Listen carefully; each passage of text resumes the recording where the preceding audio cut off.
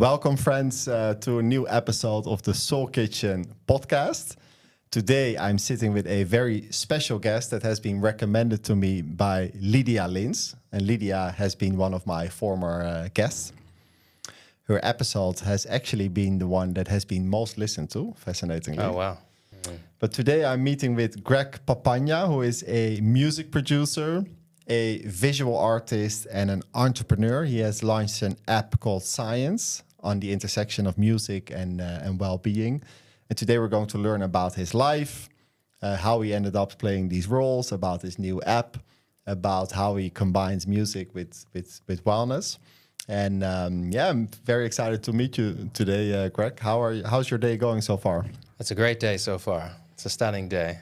I heard you have a friend that is going to the airport. What's happening? A friend going to the airport, producing her record. She's a friend, but also a music collaborator. So she came in to record some parts on her songs. So we were in the studio and recording some vocals mainly, and she's flying out today. I see on your Instagram that you have many collaborations going on. How do these people appear in your life? They literally just appear.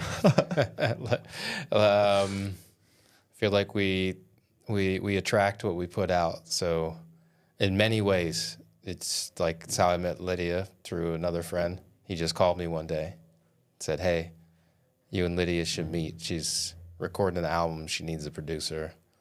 And then that's how we met.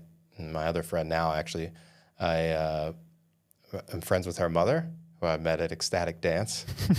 And her mom's just so cool. We just became friends, and then I ended up meeting Jade, who's my friend. And then Jade's an amazing musician, so she was looking for a producer, and they're producing her record. So what you put out is also what you attract. And do you have a certain idea about the people that you like to collaborate with? Or is it more they come in your life and intuitively you say yes or no? Yeah, exactly. And usually whoever comes in is a yes. I'd say 99% of the time. They don't really arrive unless it's supposed to be, unless it's supposed to be a lesson of some sort. But the way I work is spirit-minded. I only work in 432 hertz or 444 hertz musical tuning, so I don't work in standard 440 tuning. And so these artists they're looking to collaborate with someone who can work at a very high level, technically and musically, who's I work in the mainstream music industry and have for just over 20 years. So I can bring all that experience, but I'm also bringing that depth and that connection to the earth and connection to spirit. I've been on all the retreats. I've done all the psychedelics. Maybe not all of them, a bunch. And they have as well. And they're looking to be guided, be collaborating with and create with someone who can understand them on different levels of consciousness where they might not find that with every other producer. So I'm curious, because you say you work spirit-minded and you mentioned 432 hertz. And I know very little about music. Yeah. My brother is a musician, my father is a musician, but I know very little about it. So how would you explain this to someone that knows very little about music? What is that? Sure. So instruments are tuned, the standard tuning for an instrument is on the 440 hertz scale, which was something that was standardized in the early 1900s to try to help instrument manufacturers and just help people in general to tune their instruments on the same scale so they can play together. So if you tune to 440 and I tune to 432, it's going to sound a bit off. All right, the pitch is not going to match. So this standardization was made, but prior to that time, orchestras tuned to all different types of tunings. Most of them were under 440 hertz. Some were at 432. Some were at 438. They were all kind of different. Oftentimes it was based on the harpsichord that was available. We're talking hundreds of years ago. at that harpsichord may have its own natural resonance or tuning that it falls mostly in line with based on the craftsperson that made it. So then the orchestras or musicians would then tune to that. So now if we go back further, we see in ancient civilizations that a lot of tuning was at 432 hertz. And if we measure the resonant frequencies of dolmens, mounds, pyramids, and ancient structures like that, the resonance of those structures oftentimes falls on the 432 hertz tuning scale. So it's going back to your question. Mm-hmm. It is a tuning scale to which an instrument is aligned and tuned to, a guitar, a piano, etc. Yeah. And why is it that then in mainstream maybe people don't use this tuning scale, or what? Well, they're in 440, and because that became the standard probably about 100 years ago. And then some people are tuning into 432 or tuning into 444 or 528, or even there's many other tunings, Pythagorean tuning, there's all kinds of microtonal music, and there's so many different types of tunings. It's very niche at the moment. So there's people that do it, but not a lot. It just takes it's an extra step. Also, some people just are not aware of the possibility. And so people like me and others out there can open them to the possibility of something new, something different. And in the case of 432, it aligns with sacred geometry and mathematics. So the people that want to see the science, they want to see the numbers on paper, it hammers out the facts and the relation to the tuning and to ancient structures, to the body, to the brain, to the hemispheres of the brain, to the spine in the body, to patterns in nature, looking at plants, animals, trees, and that all breaks down to these sacred geometric figures and mathematics. And for someone listening to this 432, what are kind of the benefits for the listener? Yeah, harmony. We're listening to a frequency that creates a vibrational geometric structure of harmony and alignment. So if we place ourselves in a space and receiving that frequency, then our body and our cells and our energy field is receiving harmony and giving it a place to attune and to align. Because I listened to some of your music, and it's harmony, I feel, relaxation, and a certain peace of mind, like that the moment you're in the moment, and that life is okay, kind of thing. Yeah. So if you look at your new app, Science, can you share a little bit about it? And is it related to this tuning? Yeah, absolutely. Yeah, so Sines, S-I-N-E-S, like what music is comprised of, mostly sine waves. And it's also a town in Portugal. A town in Portugal, yeah. Yes, in the south. Yeah. Very beautiful. So there's some ancient mystical ties to the name. But yes, the app, all the music that I composed, me and some friends of mine composed for the app, it's all in these tunings. And all the music is related to mood states. So when designing this and creating this music, the music came first before the app came into consciousness. And it was about relating brainwave states to mood states, relating that to chakras and energy centers of the body, relating that to activities we're involved in throughout the day. So in the app, I split this into 10 mood states. People know how they feel and how they want to feel most of the time. So it's easy, it's very turnkey, just to push the button if you need sleep, if you need balance, if you need focus, if you need energy. And we also have guided meditations that are backed by these frequencies as well. So I'm taking everything I studied in metaphysics and everything I studied in science and putting it together in these compositions. And so the depth of effectiveness is palpable. So based on the mood where you're in, or is it the mood that you want? that you want. So it's a desired state. Desired state. And then you, let's say I request it. Is it like a certain length, the music, or it varies? Or? They vary, yeah. So they're in playlists. It's laid out like any kind of music player, like Spotify or Apple Music. And there are many, many hours of music for each mood state. Yeah. And we're, always adding new music. And what's the, what users do you have in mind, or do you already have? And when would Sure. they use it? Yeah, it's really for anyone. I mean, there's children, there's infants listening to this. Of course, they probably don't have their own phone, but parents playing it for their newborns. My music's played for people giving birth and people being birthed into another world, transitioning. Yeah, and I hear messages like that all the time. And everywhere in between. So this can be for anyone who needs some support in alignment. Yeah. Yeah, so basically you use music as a tool for helping people to arrive in certain moods. Yeah. And of course you can look in Spotify yourself, but you're kind of guiding them because you have connected it to the desired moods. Exactly. Yeah. So it's more turnkey. You also, know exactly what you're getting. On some of the larger platforms, there's wonderful amounts of music. There's wonderful music. There's even music that has healing properties. But it's hard to know. It's hard to find. Sometimes there's things labeled certain ways, and it's not actually that. People are labeling it for marketing purposes.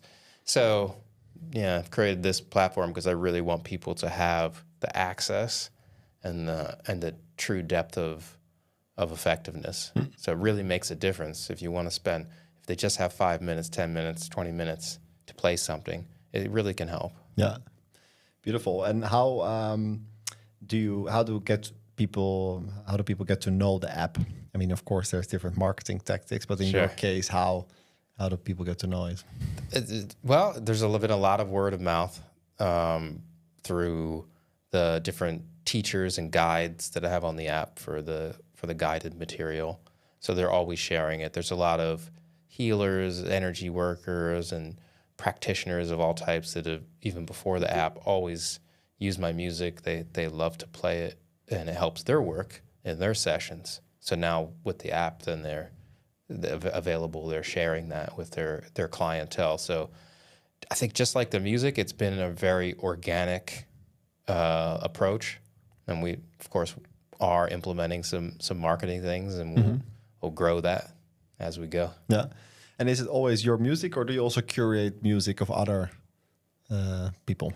So far, it's always mine or music that I've co-written with friends who understand, based on us working together, how we create this music with these specific properties in mind. Everything is intentional, from the instruments being used, from the nature sounds we record all over the world, the tempo, the arrangement, the textures. It all matters, and there's different patterns and techniques that I discovered along the way that I start to use that make a real difference in what we're creating versus what may be found elsewhere. There's a real intentionality to it. So, yeah, that's the importance of it, not to just curate content. Yeah. And how do you, because you're also a visual artist, like how do you combine music and visual artists to achieve your missions or your purpose? Yeah, so the visual art's another way to balance the brain and the body. So I work with EMDR layers, and I put those inside the visuals. So it's a visual way to stimulate the brain and balance the brain hemispheres.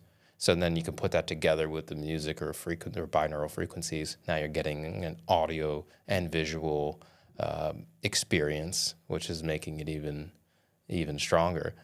And EMDR has been around a long time. It's very effective, but it's really very like institutional. It's also very niche.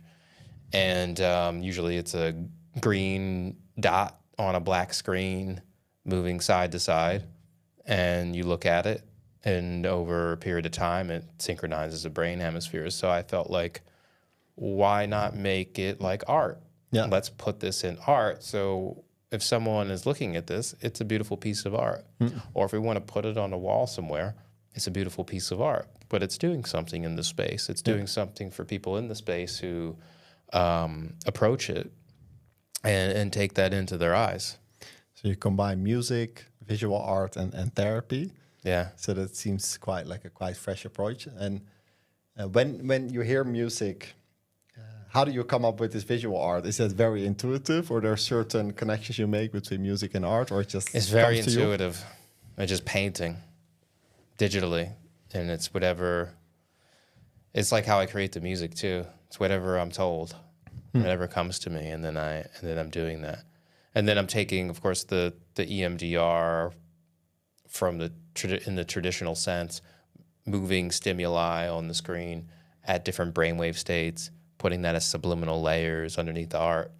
And I have some of the art is very obvious that it's EMDR and it's moving across the screen in this way. But I've changed the colors so it doesn't look so institutional to me. And and then I'm taking that in myself. I'm seeing, okay, how does this make me feel?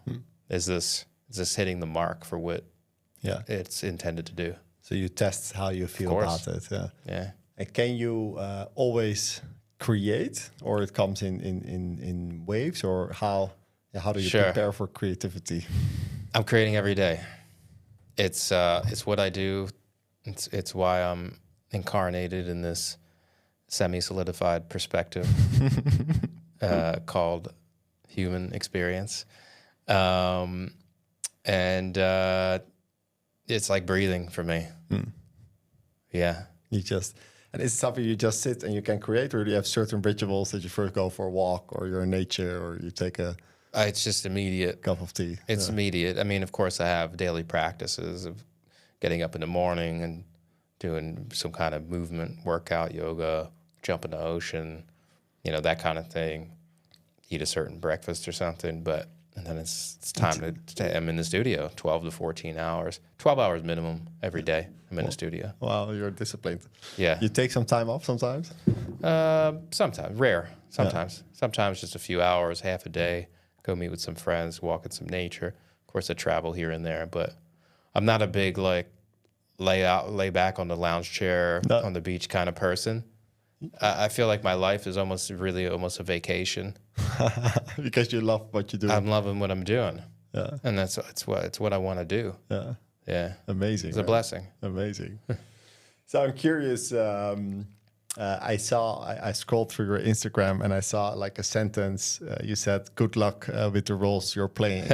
You said it to some people or to your followers. Yeah. So how have you ended up in your roles? At this moment, maybe music producer, sure, visual artist, entrepreneur. Yeah. Can you share a bit about the path towards those roles? Sure, of course. Well, I feel like with all of us, the roles that we play, who we are in life, and our passions, our proclivity to what we are doing and what we want to do, they've always been there. I feel like we're just uncovering, and sometimes it takes some of us longer than others to uncover those layers, to give ourselves permission, if you will, to do these things in life. And so I've always been involved in music. I've always been fascinated with literature. I've always been fascinated with art, and I've always been fascinated with spirituality and all these things. So over time, with the process of refining, okay, who am I and why am I here? What is my expression to the world? It took a long time, but these different pillars that you mentioned, they just start to get more in focus, more, until I could see the shape and the structure of these. And I said, I know exactly what I'm doing now. Yeah. And then once you know that, you just have to do it. Yeah. So it's uncovering who you already are, or unpacking. Yeah. So have you had a moment in your life where you played a role and then found out this is not the role I have to play? Of course. Can you give an example? Of course, sure. Of course. I mean, I've had like others. I mean, I think we do it in relationships of all types. We could do it in creativity, and we can do it in work. So I've definitely found myself in personal relationships feeling like that. Like what am I doing? What is this? This isn't it. Okay. The wrong relationship. This is a wrong role. Yeah. Wrong scene. Yeah. Hold on. But like at the same time, not, because then you learn from it, right? Yeah. But then you realize, all right, this is not to go on any longer. Yeah. And same thing can be with work or career, creative things.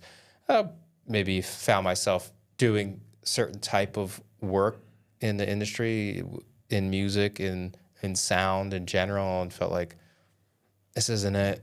Like, I don't like this part of it right now. And then you have to re-navigate. And then it's finding also your truth in it.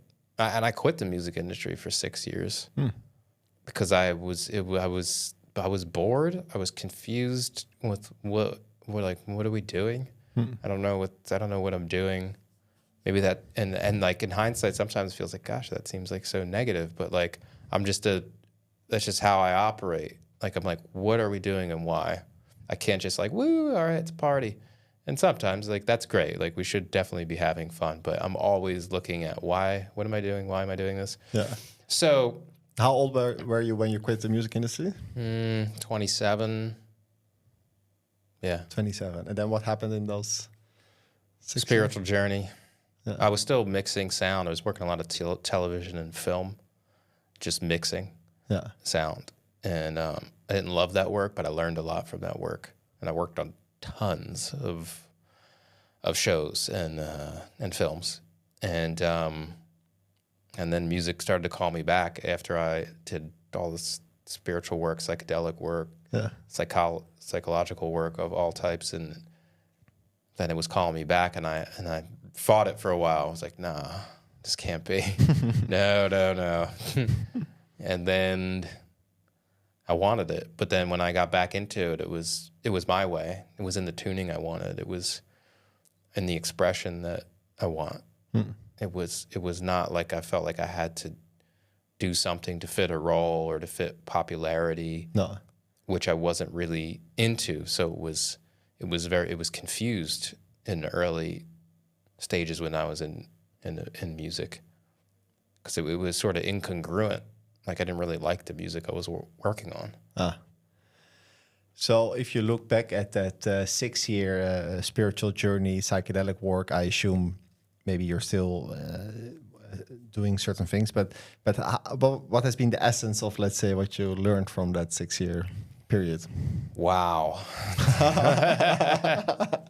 It's as a podcast host, it's always nice. You can ask the question. No, it's great. No, there's just like so much. There's just so many layers to it. Yeah, you just learn more and more who you are, and I got more comfortable with who I am, even in the face of people who may not understand that. Instead of shrinking to that, you just show up and say, "This is me. This is my expression." And when their eyes kind of spin, well, okay. They're either going to hang around and they might learn something. It might expand their perception or their consciousness, or they might fade away because it's incongruent. It doesn't make sense. So being extremely comfortable and being in my truth, that was probably the biggest. And shedding off a lot of layers of insecurity and fear. And of course, there was all kinds of things to solve with just how I relate to people, how I relate to family, and how I relate to myself. So standing in your truth more and more, because I saw a short video on your Instagram. I think it was in collaboration with Cifra or something like that. Okay, yeah, art platform. And I think you mentioned that happiness is when people are living their truth, right? Or standing in their truth. So can you elaborate on that statement? Of course, yeah. I mean, it's just that. It's when you can show up and be authentically you, there's like nothing lingering in the background that says, oh, I wish I was doing XYZ. And like, there's nothing you're feeling bad about that you're missing out on, because you are fully playing your role that you came here to play and expressing the truth of yourself. And that's it. And I think everyone wants to be seen, heard, and expressed in some way. And we all have a unique way to do that. Yeah. So yeah, there's no lingering feelings or the idea that you're hiding. Exactly. And you mentioned the word incongruent, Yeah. right? So that maybe some people fade away when it's incongruent. Like, why did you pick that word, or what does incongruence mean to you? So it doesn't match, doesn't align any longer. It's yeah. Yeah, it does. That's it. Yeah, It's just not in alignment any longer. There's nothing else for each person to learn in the situation. And so then the situation or relationship may not continue. Yeah, it may not continue. Yeah. And what I also find fascinating is you mentioned 6 years. So that implicitly, then I expect that there's a certain end date, right? It says 6. So is there a certain end date when that 6 years ended, or 6 years more rough estimation, or what? How does that work? Like a date on the calendar, or like or an event, or implicitly it was a sort of fade in, if you will. I mean, it was like anything. It just there's inklings of it. It starts to fade in. Now you have me thinking about the numbers. I'm always with 3, 6, and 9. So 27, 7, and 2 is 9. That's 3, 3, 3. That's 3, 6, and 9. And 6 years later is 33. That makes sense for me. Yeah, I do everything at 3, 6, 9. So that makes a ton of sense. At some point, it felt that phase was finished, and you came into a new phase. Yeah, totally. Talking about phases, I'm always interested in people's geographical movements and histories. So can you share a little bit about your life and your geographical movements?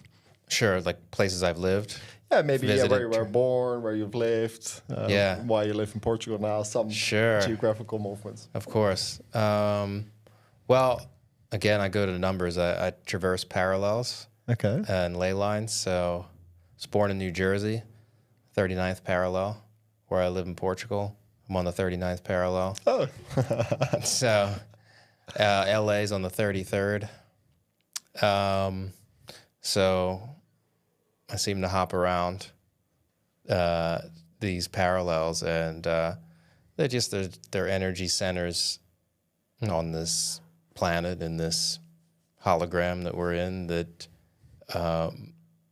I commune with and I align with. Yeah. Yeah. That's cool. You're the first person that I'm meeting that is sharing it in that way with the numbers. And so you've lived in Los Angeles. So I'm curious, what did Los Angeles bring you, and what does Portugal bring you? Well, Los Angeles brought me community, brought me the music industry, entertainment industry. It's a total vortex of creativity, a vortex of everything. I think in LA, you could be anyone you want, anything you want, any collection of things you want, and you will find a community for it. From plant medicine to art, it's there. You will not be alone. That's how I feel about it. And I think it's a very unique place in this realm. So unique. I really don't know of another place that is so accepting and so prolific in those ways of the matrix mainstream all the way to the deep spiritual feet in the earth, and it weaving all together. So it's like a really beautiful duality there. And Portugal brings me nature and abundance and land energy, and the crystalline quartz granite land. There's a beautiful connection to ancient civilizations. Brings me peace and clarity and things I wanted away from LA. Those things may be lacking in LA. Peace, clarity, nature. Yeah. Some things that you couldn't find there or didn't find there. Yeah. Yeah. Beautiful. Yeah, I always, I've never lived in Los Angeles. I've been there once, but I always have this idea that there's a lot of, creativity and people following their hearts. Absolutely. There's probably also a downside, but it also has some magnetic. It's a total magnet. Yeah. Would you ever go back, or do you feel once you leave, you don't want to go back because it's like your past? Well, I'm going to go back for projects, but I wouldn't live there full time. No. I don't really see that. It's like it's a scene I already played in the movie. Yeah. I have the same with Amsterdam. It feels like I already know that movie. Yeah, you're right. Yeah. So I wouldn't go back too soon. So in your career, you've worked with some big brand names like Snoop Dogg and Amy Winehouse. Yeah. How did you end up working with these people, and how has it been looking back? Yeah. Well, Snoop Dogg, I met in a studio I was an assistant at, and he came in one night, and they didn't have an sound engineer, to really run the session. Actually, there was another assistant there, and he was sort of running the session. I was helping him. I was already very fast in the studio, just with the gear, with the software. I have been doing this for already a number of years myself, like just in the basement at home. I think they got frustrated with the other guy. They kicked him out of the studio. They put me up at the console. I was like, let's go. And I can move very fast. They like that. They want to be able to, an idea comes through, want to record it right away. And I get that. I understand when the channel is open, the muse is in the room, we need to capture that. So I did that, and then they were at the studio many more days. Okay, they invited me back. They wanted me on the session. There was a wonderful producer there named Terrace Martin, who's an amazing jazz musician and producer. He produced a lot of the Kendrick Lamar records. And he liked me as well. And so after that, he would do a lot of Snoop Dogg sessions, so he would always invite me to be his engineer on the sessions. So we did many, many sessions for a number of years, and then he'd invite me to other sessions he was doing for other artists. And then that's how we ended up doing the Amy Winehouse sessions together. That was actually something with Snoop Dogg as well, was involved in that. Those records never, I don't know where those records are. They didn't come out. So. And what did it do with your self-confidence or career once you work with Snoop Dogg? Well, it's wonderful for the resume, of course, and you meet people, like you meet other producers and other artists when being in these studios, because we're in public studios, well-known studios, or Record Plant, Chalice Studios, the Village, etc. All these studios in LA, where there's other artists, other producers in the other rooms. So you cross paths with people while being in there, and then you get hired on other sessions. So it's great to network. It's wonderful to learn. I learned a lot from the other producers that I work with there, like Teddy Riley, not through Snoop Dogg, but I ended up working with Scott Storch, who's another incredible hip-hop R&B producer. I just learned a lot from being an engineer in the room and watching these guys who are incredible musicians, incredible at their craft. And then I was able to implement those things in my craft when I started producing. And I'm curious. It seems like you're very passionate and intrinsically motivated, right? That's how you came into these places. But what did you learn from someone like Snoop Dogg or Amy Winehouse, that, like, in their craft, that you're like felt inspired by or learned something from? Snoop Dogg's always, to me, is the ultimate pillar of self-truth. He's being himself all the time. He doesn't care what anyone else is thinking. He's going to show up authentically as him, no matter what. And then I love that. I think he's just like stands for that in the world, and he talks about it, and it's incredible. And that's why when you look at someone like that, he's just so in his truth. He's like, it's unmistakable who you're looking at. You cannot, you can't confuse him with anyone else. He's one of one. He's unique. And I also learned about work ethic. And I already had the work ethic, but to be around people who had the same work ethic, like, doesn't matter what it takes. He would sleep there on the couch. We'd all sleep at the studio sometimes for days. It didn't matter. It was whatever it took to get the work done. And Amy, I didn't, I spent a few sessions with her, And I thought she was just interesting. Well, I don't know that we really communicated a whole lot. There was a lot of other people in the room and involved, other producers and stuff. And I didn't even know who she was at the time. This was like really right before the stuff really broke big in the U.S. I think other people in the room knew who she was. I just thought she had a cool hairdo, but every day was the same hair, the beehive hairdo and the Daisy Duke shorts. So I was like, and the makeup, and I was like, it's interesting. So I had no idea who she was at the time. I just thought she was interesting, and of course, voice was incredible, and thought it was interesting how she wrote music. Yeah. Yeah. Well, that's fascinating that you've had these experience. And what resonates me is the self-truth with Snoop Dogg. Sometimes you meet people and you're like, oh, they're so in their truth and it's magnetic, right? Yeah.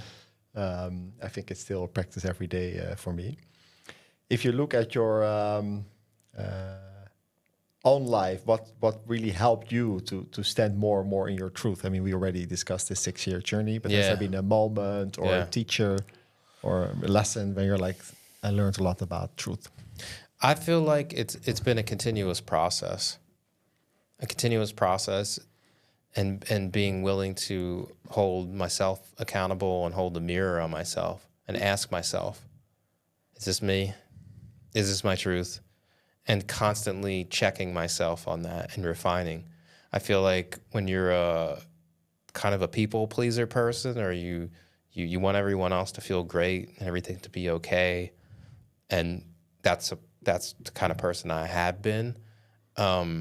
You can compromise your truth for that. You don't want to ruffle any feathers in any situation.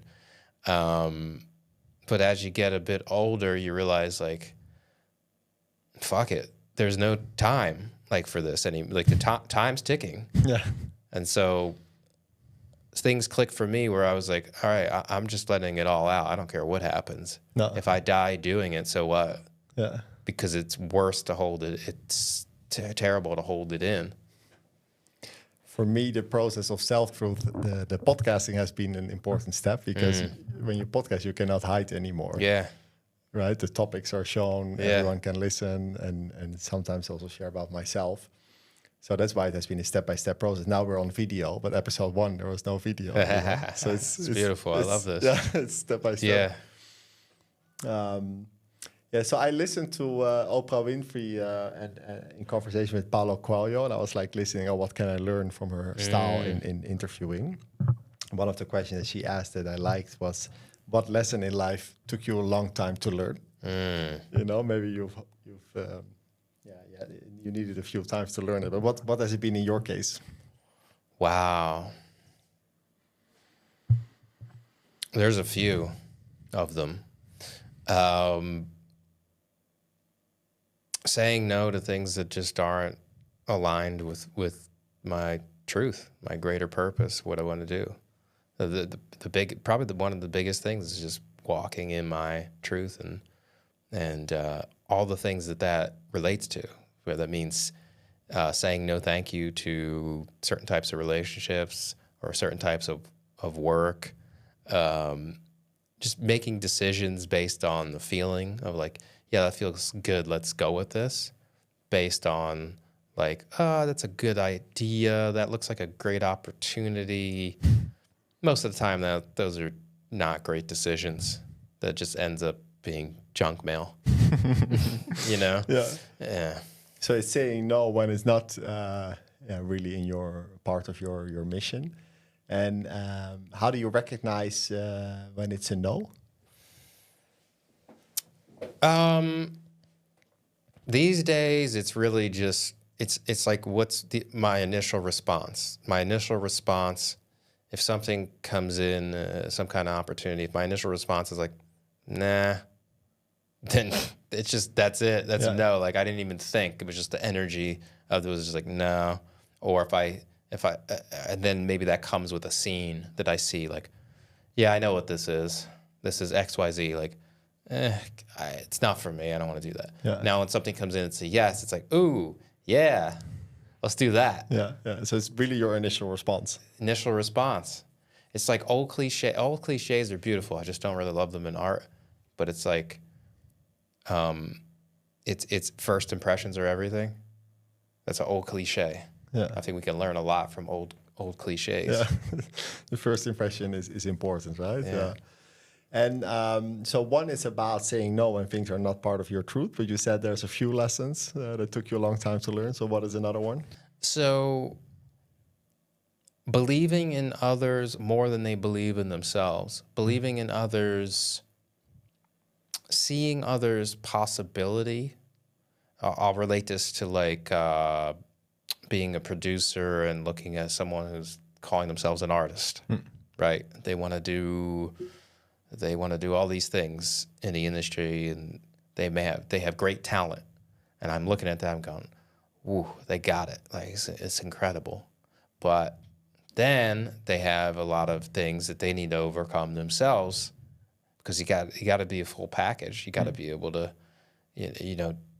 do all the other stuff. You can't just write a song and then just go to sleep. Like, it just doesn't really work that way. You have to be up and available to do whatever it takes until you have people working with you that may take over some of those roles. But even then, you're the commander of the ship. Yeah.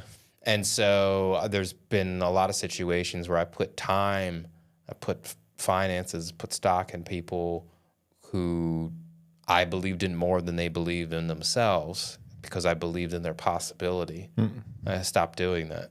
Yeah. And I learned those lessons. Yeah. So it's really important that they really believe. Yeah. So now I look and I take a good look, and then I go with the truth of like, they got to work on this. They got to work on that. Let's let that simmer. Let's just see where that goes first. Pass it on. Yeah. Well, these are important insights. So saying no to things that are not in your truth, and only believe in people if they also believe in themselves. Yeah. And if you look at your, it's a bit different topic, but your childhood or the family you come from, can you share a little bit about that, how it has influenced you? Maybe some insights for the listener. Wow. Okay. Sure.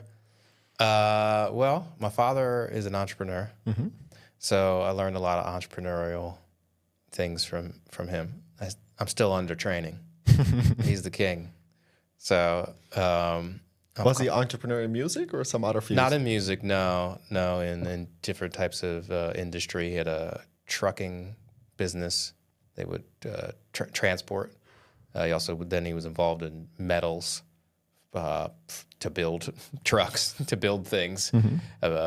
So industrial, and but he always built his own businesses, ground up. And I remember the last one he built. It was just a desk from 1978, probably a rotary phone in some rundown building, and a notepad and a fucking pen. And probably about 15 years later, it was 40, 50 people working for him, owned the building, everything decked out, done out, and then sold it. I said, damn. This dude did it from a notepad and a fucking pen. He started with nothing. Nothing. No. Zero. Less than nothing. And that's inspiring. And so I learned that. My mom... He's still alive? Yeah. Oh, nice. Yeah. And sorry, before we go to your mom, so what... so he's still your teacher? You said he's still the king? So what did you learn from him in terms of entrepreneurship? How long's the podcast? I don't know. Man, everything. Patience. He's very intuitive, and he goes from his feeling, goes from the gut all the time. So watching that and refining my skill set of that, when something's like, it doesn't, I don't think so. It's a no. Don't do it. Just sit and wait for the next right thing. But always patience, always planning. His thing. We always get in arguments about this. What if? He's a business person, so he looks at everything from all angles, the negatives, the positives, and he's not afraid to talk about it. But I've always been like, no, don't say the negative stuff. You're saying that, no, don't do it. Just gonna speak it positively into existence, which, I think is great. But he's right. You have to look at you have to look at the positive and negatives of everything. Every situation is going to have them. And then if you have more positives, then you can make the right decision. Yeah. And just patience, always patience. He's playing chess. Yeah. So patience and assessing upside and the downside. I like this part because sometimes people think that entrepreneurs are risk takers, but often it's not true. They risk assessors. Yeah. Right. They assess the risk. I'm a big risk taker. He's a calculated risk taker. So he assesses the downside also. Yeah. That's really cool. Okay, so that's your dad, and then your mom. She was a teacher, and she's a very caring person. She's a Cancer sign. She's very loving. She's like, I actually wish to have a little more insight about her teaching career, like just to see her in that action. Yeah, because I haven't seen her in that action. My mom's she's very kind. She's very intelligent, like book smart, and she's just like levitating. She's like floating. She's having a great time. And what's her teaching about? She was teaching 3rd and 4th grade special education. At 3rd and 4th grade, that's primary school or secondary school? Primary, I guess. So young. Young. Yeah. And it was interesting. And kids had special needs, so they were autistic children and whatever types of spectrum they may have been on. Yeah, which also is quite interesting, and it takes a lot of patience. Yeah, and you really got to be. So she's very like joyful, bubbly. She's a caretaker naturally at heart. So I guess it makes a lot of sense. She's probably hard to frustrate. I think, that could could potentially be a frustrating job, and I could see her just really having extreme patience and just loving these children, and that's what they need. Yeah. So in a way, because if I look at your current app, it also mixes entrepreneurship and teaching, you could say. Yeah. Because the music teaches people to be in certain moods. Of course. Right? Absolutely. So it's a bit of a blend. Yeah. And oh wow, and they live in the US. Yeah. They live in the US. Yeah. And you have brothers and sisters? I do. I have one of each. One of each. Yeah. Are they also in similar fields, or you guys took different directions? Way different. Yeah. My sister, she's in orthodontics, and my brother is he's a contractor. Builds things. Yeah. Super good at that. Incredible. Yeah. And I think he's really a great artist too. Yeah. I like it when people do different things. So my brother is into music. He's a little bit like you. So he's also into sound engineering. He plays piano. Then my sister is more into nature, environment. And then maybe I'm a bit more in, I don't know, entrepreneurship, podcasting. But it's nice when you can inspire each other a little bit, right? With different worldviews. Yeah. And I was looking at Spotify before this session on your name, and then I found you've been on a Bruce Springsteen podcast. Oh, right? Oh yeah. Did he put that out? He put it out. Oh, cool. It's a podcast for Bruce Springsteen. Yeah. Fans. What's your thing with Bruce Springsteen? Or how did you end up on the podcast? I met this guy. I was sending emails out to businesses for my app, and this guy's lovely, and he was working at this other company in customer support, things like head of customer support or something. And I was looking to talk with them about somehow to integrate my music in the app within their customer support team for the employees and for like a customer experience. People are on hold, right? They're calling with issues. How can we play them calming music to help, further the customer and employee relationship? So, him being a music fan, he's like, well, this is really cool, and like we can't use it at the company, but do you want to be on my podcast? And I was like, yeah, of course, man. That sounds really cool. So, his podcast is really aimed at like Bruce Springsteen stories and fans of that. But he had me on, and we talked all about music and art, and and frequency and all that. And then he asked me some Bruce Springsteen things at the end, and I thought that was really cool.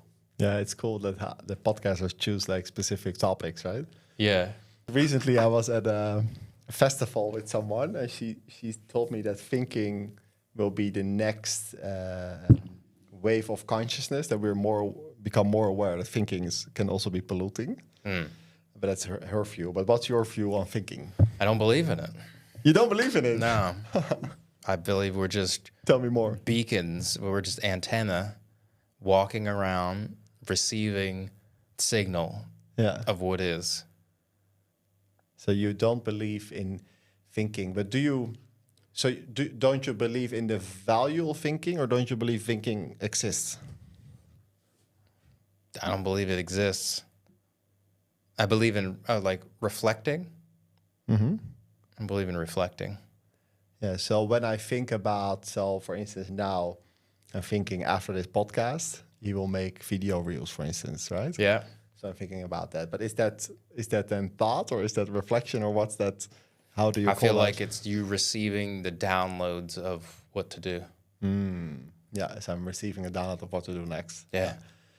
And if you say I don't believe in thinking, which I think is an interesting statement, like what do you hope to achieve with that, or what's kind of the value of that message to a listener? Like what can a listener do with it? Okay, what can they do with it? Really look at what comes into your consciousness, and don't always push away something. That's probably another lesson for me. I have a habit of certain thoughts, but information coming in, and I'm like, geez, that's so negative, or this is this. Why would you think that about? Or why would you? But I started to realize, no, this is information. Now, of course, it's not always true by any means, but there's a lot that is. So you may be getting a download, an intuition, an insight about a person, about a situation, right? And if you pay attention to those subtleties, you'll have the information you need to make good decisions for yourself. Yeah. So there's subtleties. What are the subtleties? Well, I believe that there's so much information coming through, and it could be fleeting. I mean, we're all receiving this information. You might see a scene in your head about a person, a situation, a business endeavor, whatever, and you're like, that's weird. Like maybe it was weird, you know, or we could label it as weird, or maybe it was a little bit negative or something, right? You're like, oh, I don't think John would do that, you know, right? And then don't sit with it for a second. Yeah, maybe John would do that. Yeah, and maybe you need to move in a certain way so to navigate that, or maybe you just need to reflect on that and understand that. So there's a lot of information coming through that's fleeting, and it's just to have awareness. Yeah, to have awareness, and then it comes to you, and then you can decide what to do with it. Totally. Yeah. Don't turn a blind eye to it. No. Just observe and file it. Yeah. And if you look about thinking and creativity and insight, you remind me, like recently I was at an Airbnb somewhere. And then there was a book of Rick Rubin, who is, I think, a famous music producer. Yes. Right? And I think he wrote a book about the art of being, which is not necessarily about the practicalities of his career. It's not like I've done A, B, C, but it's more takes a meta perspective on creativity and insight. Have you read that book? By any chance? I've listened to some of it. Okay. Yeah. I've listened to some of it. And has he inspired you in any way? Yeah, Rick Rubin's super cool and very inspiring. From being an entrepreneur, a deep reflector, deep meditator. I feel like he's totally brilliant. Be an interesting guy to converse with, and I see part of myself with some of those attributes to play some of those roles in art Yeah. helping other artists actualize their creations and actualizing my own creations. So I think he's brilliant. So you have some overlapping interests, so to say. Yeah, I he's see it. brilliant. I totally agree with most of everything that I've read or listened to of his. I want to buy his book. So when I was at the Airbnb, I asked the owner whether I could buy the book from her, but it was apparently from her ex-boyfriend, so she didn't want to sell it. Oh yeah, So I have to find it somewhere Amazon. else. Yeah, I think so. Or whatever. And we're getting to the end. So I'm always asking people what their recipe for life is. Yeah. Because you've been around for a few decades. Like, how would you summarize your recipe for life? Recipe for life: truth, joy, excitement, passion, art. Beautiful. That's it. That's it. Very succinct. Just let it simmer. Thank you very much. I really, truly enjoyed our conversation. Thank you. Thank you for your time. Thank you for having me. Yeah, I think that's it. Is there anything else you want to share with the listener?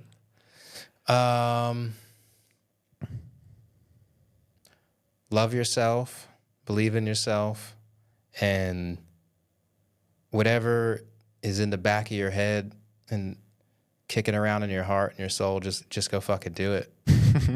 Because the worst thing that could happen is nothing. That's the worst thing that can happen. The best thing that can happen is something. Wow. Just fucking do it. Just go for it. Wow. Thank you. That's a brilliant piece of advice. Thank you, man. My pleasure. Thank you.